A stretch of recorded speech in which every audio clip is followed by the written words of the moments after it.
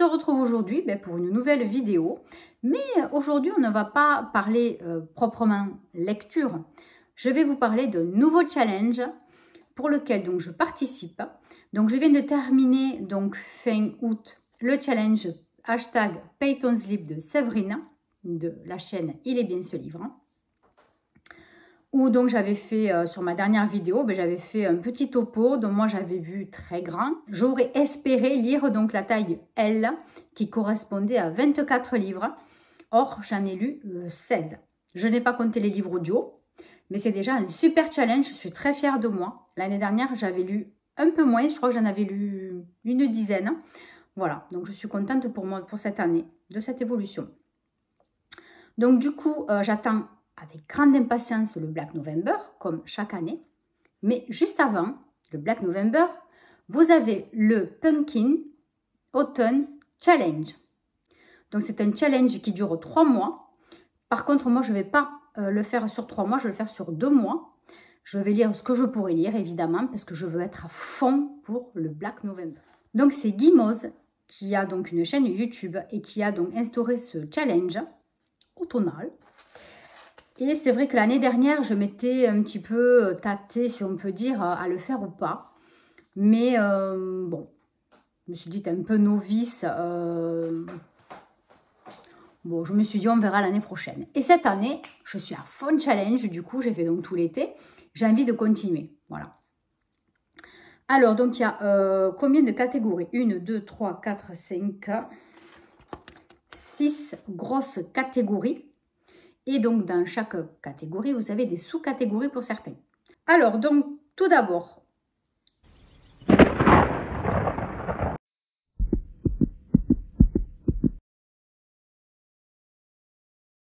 les mots-clés pour la catégorie sont Halloween, fantôme, exorcisme, insecte, possession. Alors, du coup, rien ne me plaît dans ces mots-clés.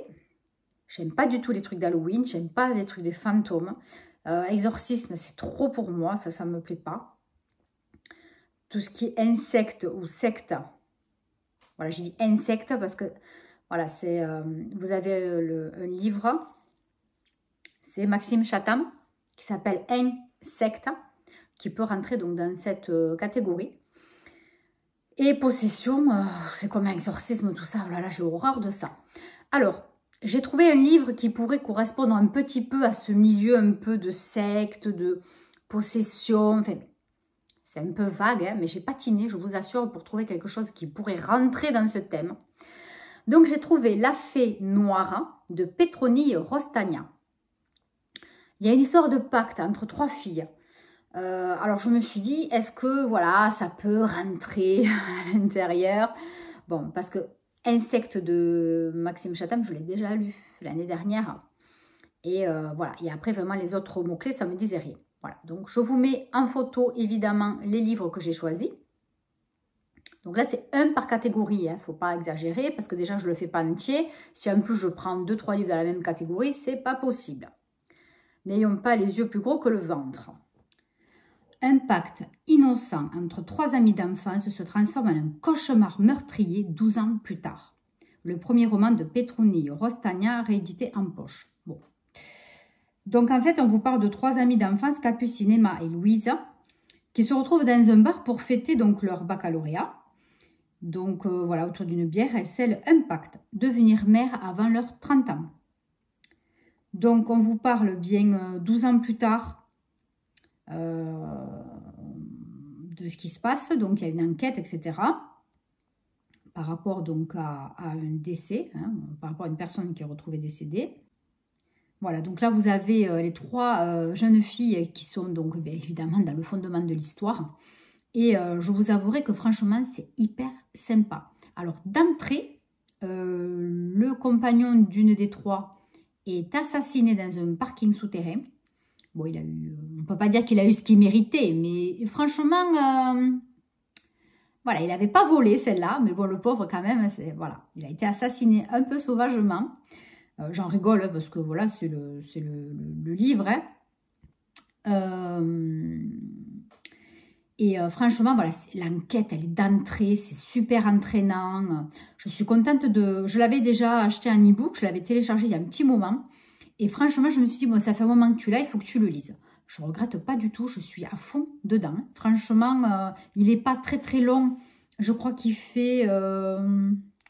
c'est pas marqué dessus, détail, prix, détail. Il fait 300 et quelques pages à peine, 300 pages. Il est top. Voilà, donc déjà, je suis contente. Donc, je vous ferai un petit bilan lecture, hein, mais pas aujourd'hui. Hein, voilà, aujourd'hui, on parle vraiment que des livres que je vais lire ou que je commençais, mais pas en détail. Donc, La Fée Noire de Petroni Rostagna.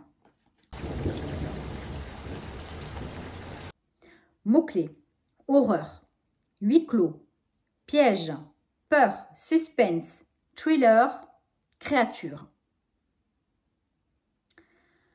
Alors, j'ai choisi Résine de Anne Riel, que j'ai commandé à la médiathèque. Hein.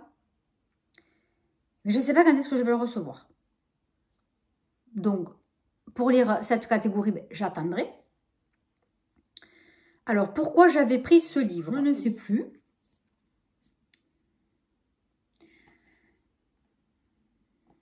Une presqu'île aux confins d'un pays du Nord. C'est là que vit la famille Harder, dans un isolement total. Jens a hérité de son père la passion des arbres et surtout du liquide précieux qui coule dans leurs veines. La résine, aux capacités de préservation étonnantes.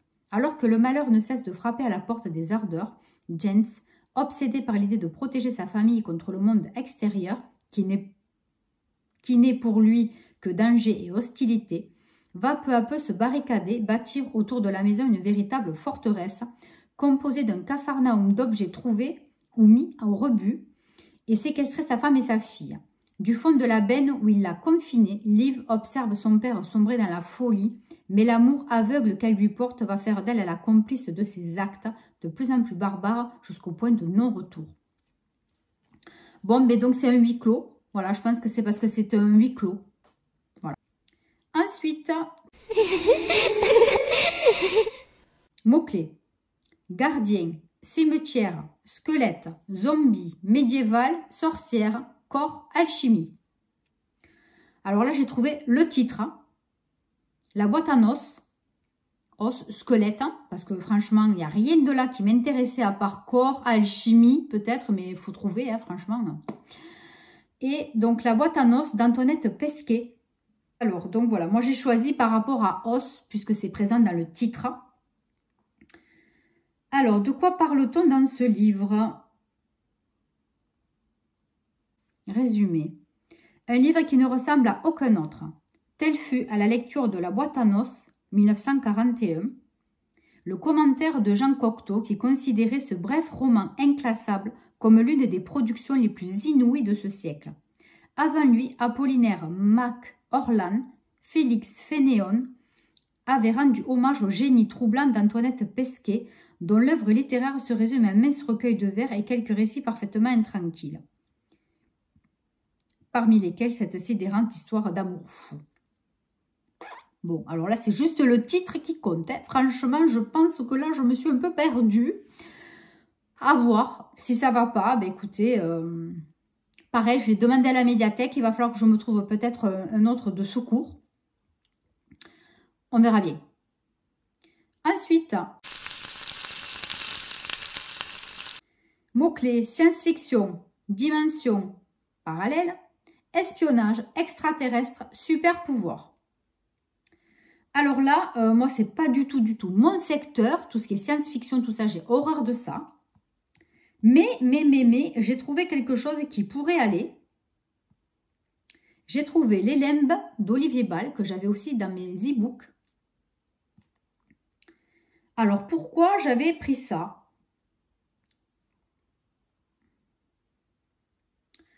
Pourquoi j'avais pris ce livre? Parce que je vais voir. Je ne me souviens pas. On parle de personnes qui se perdent un peu. Ça peut être dimension parallèle. Je ne sais plus trop.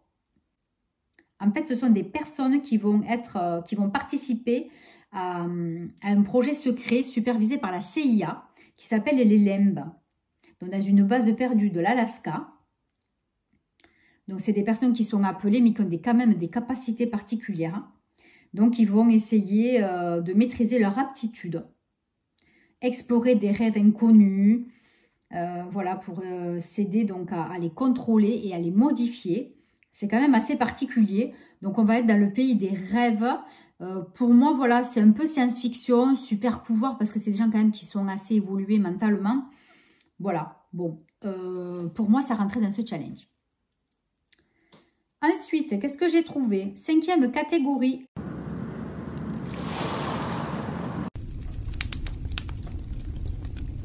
Première sous-catégorie, mots-clés.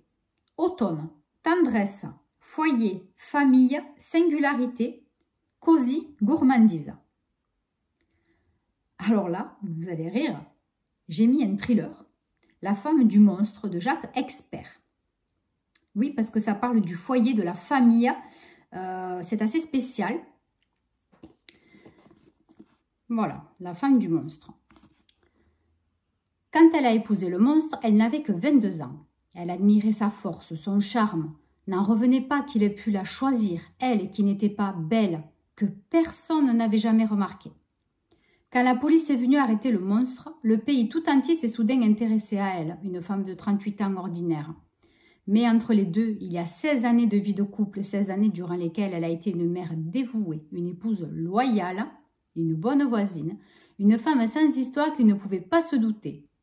À moins que... Voilà, donc c'est, je pense que, voilà, on a compris, hein, la femme du monstre, donc je pense qu'elle était au courant de ce que faisait son mari et qu'elle a tout caché et qu'elle a plus ou moins été complice. Donc ça se passe au sein d'un foyer, de la famille, donc pour moi, voilà, ça rentrait dans le challenge. Ça me botte bien, il me tarde de lire, surtout que Jacques Expert, ça fait un moment que je veux lire un de ses bouquins et j'avais jamais eu l'occasion exactement, donc voilà, pourquoi pas.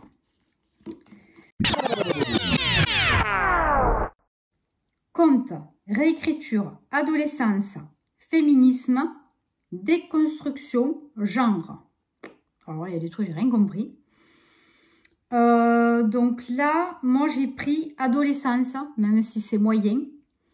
J'ai le journal de ma disparition de Camilla Greb, que j'ai déjà commencé, vous voyez, et que je suis en train de surkiffer. En fait, ça parle d'ados, au début, qui découvrent, enfin, une adolescente, donc il y a des ados qui font une fête dans une forêt, et donc une s'en va faire pipi, et elle découvre un cadavre de petite fille. Voilà, donc c'est pour ça que j'ai pensé à ado, parce qu'on parle quand même pas mal de cette période-là aussi, et il y a des, voilà, il y a des doubles, triples temporalités même dans ce bouquin. Voilà, donc c'est le duo d'enquêteurs Anne Lagerlinde-Schon, donc c'est une profileuse, et l'inspecteur Peter Lindgren. Voilà, c'est les super enquêteurs donc de Camilla Greb. Voilà, vous savez que pas mal de polars suédois ont leur saga avec leurs propres enquêteurs qui reviennent assez couramment, voilà, dans leur saga. Moi, j'avais pas lu encore Camilla Greb, et justement, mais quand je l'ai vu à la médiathèque, je dis, oh pétard, prends-le parce que tu as envie de lire cette autrice. Et voilà, les romans suédois, les romans nordiques, tout ça, les polars nordiques, ça m'intéresse quand même pas mal. Certains sont un peu longuettes, comme j'avais dit sur une présente vidéo, mais j'adore, voilà, j'adore. Voilà, donc je vous redis vite fait, hein, en gros, la 4e de couve. Il y a 8 ans, Malin, alors adolescente, a découvert une fillette enterrée dans la forêt d'Omberg, une ville suédoise isolée. On n'a jamais pu identifier la petite victime. Devenue une jeune flic ambitieuse, Malin est affectée auprès de Anne et du célèbre, donc la célèbre profileuse, et de l'inspecteur Peter Lindgren, qui reprennent l'affaire. Mais Peter disparaît du jour au lendemain et Anne est retrouvée blessée et à garde dans la forêt. L'unique témoin est un adolescent qui erre dans les bois. Sans le dire à personne, celui-ci récupère le journal que Anne a laissé tomber et se met à le lire fasciné. Puis Malin est appelé sur les lieux du tout premier crime. Une nouvelle victime a été découverte. Et tous ces faits étaient tragiquement liés. Franchement, je le kiffe. Il est génial. Donc voilà, moi, adolescent, ben voilà, ça rentrait, puisqu'il y a pas mal d'histoires avec les ados hein, là-dessus. Donc voilà, pour moi, ça rentrait dedans. Ensuite, qu'est-ce qu'on a comme mot-clé pour l'autre sous-catégorie? Amitié, aventure, bande dessinée, anxiété, santé mentale, lumière. Alors là, j'ai pris quoi? J'ai pris une fin heureuse de Maren Uthaug. Alors, donc, pour ce bouquin, on vous parle d'un croque-mort qui est à la tête florissante d'une entreprise familiale, Nicolas, qui est obsédé par des pulsions inavouables. Tandis qu'il amène ses enfants en voyage, il tente de comprendre cette part d'ombre en retraçant l'histoire de ses aïeux qui ont exercé le même métier que lui sur cette génération. Donc c'est un truc un peu glauque, je pense. Alors, pourquoi j'ai choisi ça? Parce que oui, santé mentale. Je me dis, il est complètement barge, ce mec, avec ce qu'il fait. Bon, moi, j'avais lu un petit bilan lecture sur ce livre. Je ne sais plus qui c'est qui l'avait sorti. Je crois que c'est Séverine, justement. Et c'est un truc de fou. Et voilà, j'ai pensé à santé mentale. Voilà, donc ça faisait un moment que j'avais envie de le lire. 400 pages passées. Ça va être chaud patate, mais bon, c'est comme ça, c'est le jeu, ma pauvre Lucette. Ensuite, qu'est-ce qu'on a dans une autre encore sous-catégorie? Orgueil, préjugés, amour, célibat, classique, sarcasme, verve et satire. Alors là, il n'y a pas grand-chose qui m'intéressait. Il n'y a que amour. Amour qui pourrait correspondre au tome 2 du Palais des Mille Vents, Les Nuits de Saint-Pétersbourg. C'est le tome 2. Voilà. J'ai lu le tome 1 le mois dernier. Voilà, donc là, ça parle d'amour, c'est des aventures. Mais bon, voilà, il y a quand même une belle histoire d'amour qui doit continuer, j'espère. Voilà, donc je ne vous dis pas plus parce que je ne veux pas vous spoiler le tome 1. Mais voilà, le tome 3 sort en octobre, il me semble. Donc de Kate McAllister, elle est super, je l'ai vue au salon du livre, elle est top, elle est très sympathique. Voilà, donc ça rentre dans cette catégorie-là. Qu'est-ce qu'on a? Donc celui-là, il est passé. Il m'en reste encore 3, je crois. Je regarde l'heure parce que je vais chercher mon fils à l'université tout à l'heure. Il a eu que des cours, enfin des entretiens, savoir comment fonctionne l'université aujourd'hui et hier. Et là, il a pas cours jusqu'à vendredi. Voilà, donc qu'est-ce qu'il fait mercredi, jeudi, toute la journée tout seul là-bas? Donc, il faut que j'aille le chercher. Après, on se renseignera pour le train. Mais bon, c'est à 1 heure de route quand même. Bon, on fait 1 heure aller et après encore 1 heure au retour. Mais bon, ma foi. Donc voilà, excusez-moi, mais je regardais l'heure. Je vous raconte ma vie.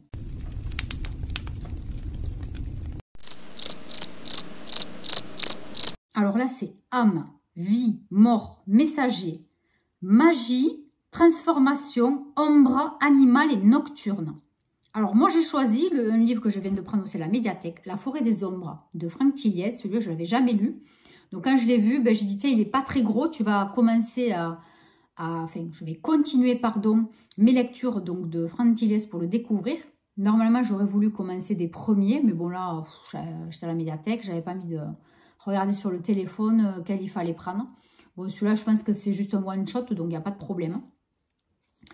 Alors, donc celui-là parle de quoi? Arthur Doffre, milliardaire énigmatique, est sur le point de réaliser un rêve vieux de 25 ans, ressusciter un tueur en série, le bourreau 125, dans un livre. Un thriller que David Miller, embaumeur de profession et auteur d'un premier roman remarqué, a 1 mois pour écrire contre une forte somme d'argent. Reclus dans un chalet en pleine forêt noire, accompagné de sa femme et de sa fille, de Doffre et de sa jeune compagne, David se met aussitôt au travail. Mais il est des fantômes que l'on ne doit pas rappeler. Voilà, donc là, c'était pour le mot ombre. J'avais pas trouvé mieux. J'aurais pu remplacer par un autre, mais puisque celui-là, je l'avais sous la main, je voulais justement utiliser les livres que j'avais. Et puis ceux de la médiathèque, il faut les lire rapidement. Voilà. Romantisme, poésie, lyrisme, mystère, rêve, cauchemar, émotion et vague à l'âme. Donc là, c'est assez vaste. J'ai un e-book. Je vous ai attendu si longtemps de Geoffrey Gabriel. Alors, je vais vous raconter un petit peu de quoi ça parle. Alors, le résumé. Celui-là, on va voir pourquoi je l'ai choisi. Femme, épouse et mère comblée, l'existence d'Emma suit une trajectoire paisible. Pourtant, lors d'un week-end en Normandie, un cliché oublié vient réveiller des souvenirs et faire voler en éclats ses certitudes. Cette photo, c'est le visage de Maxime, son premier amour, affiché en noir et blanc sur un tirage qu'Emma a pris lorsqu'elle avait 18 ans, et d'autres rêves pour son avenir. Ce cliché fait ressurgir chez la trentenaire les émotions du passé, un désir profondément enfoui et les regrets des rêves inachevés, suffisamment pour qu'elle cherche à retrouver l'homme qu'elle a aimé. Donc romantisme, je pense, émotion, voilà. Pas trop mon style de bouquin, mais bon, de temps en temps, ça fait du bien un peu aussi de couper, hein, parce que des thrillers, au bout d'un moment, c'est vrai que c'est lourd, hein, on est un peu sous tension quand on lit. Voilà, donc j'en avais entendu aussi un super bilan lecture là-dessus, une belle revue, donc je me suis dit, allez, pourquoi pas. Ensuite, Ange, déchu, éthéré, prophétie, mémoire, roman choral, fleurs, émouvant, évanescent. Alors là, comment vous dire qu'il n'y a rien qui m'intéressait, rien qui m'a aidé. Le seul truc que j'ai eu l'idée, c'est le tome 4 du Bureau des affaires occultes, que j'ai aussi en e-book. Il fallait que je lise aussi, c'est le tome 4. Donc pour ceux qui connaissent, c'est les enquêtes de l'inspecteur Valentin Vergne, dans les années 1800 ou 1900, je ne sais plus. C'est génial, voilà, pour ceux qui ne connaissent pas, franchement, tentez, mais commencez par le premier, parce qu'il y a quand même besoin d'avoir lu le premier pour lire les autres, hein, c'est plus intéressant forcément, parce qu'il y a quand même une histoire qui se suit. Donc, comme c'est un peu occulte, ange, prophétie, voilà, c'est toujours un petit peu dans ces... ouais, c'est moyen, hein. Mais bon, pour moi, ça rentrait un petit peu là-dedans, même si souvent, c'est pas des affaires occultes pour de vrai, c'est des faux semblants. Voilà. Mais on part quand même de là. Voilà.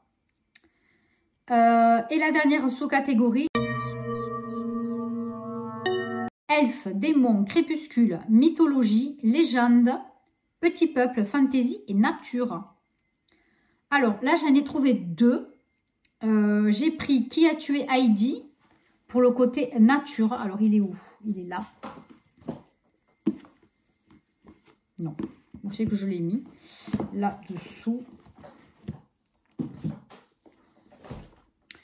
Qui a tué Heidi de Mark Woltenauer.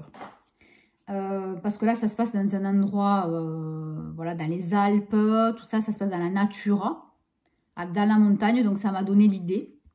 À Grillon, charmant village des Alpes vaudoises, la vie s'écoule au son des cloches des vaches sur les alpages. Coup de tonnerre, l'une d'elles est sournoisement liquidée. Malveillance paysanne, sans doute. Et soudain, ce sont les femmes de la région qui disparaissent. Heidi Conégorge, un tueur à gages russe qui prend possession d'un chalet de luxe. Temporairement suspendu, l'inspecteur Andreas Auer entre alors dans l'arène et charge, quitte à tout perdre. Bon, ils disent que c'est une lecture addictive, c'est un gros pavé, il fait 540 pages. Il y en a pour un moment. Je ne sais pas si c'est une bonne idée pour arriver à finir un maximum, mais bon. Et sinon, après, j'avais trouvé aussi Mekiro de Robin Fischoff. Et là, c'est une histoire un petit peu de légende. On va voir si j'arrive à le trouver. Dans l'archipel des Gambiers, au cœur du Pacifique Sud, le cadavre sauvagement mutilé d'un jeune homme est retrouvé dans une église abandonnée. Ce meurtre, survenu au bord d'un lagon réputé maudit, rappelle étrangement ce à quoi avaient déjà été confrontés les premiers missionnaires, des phénomènes primitifs, terrifiants, que l'on disait issus d'un mystérieux monde souterrain.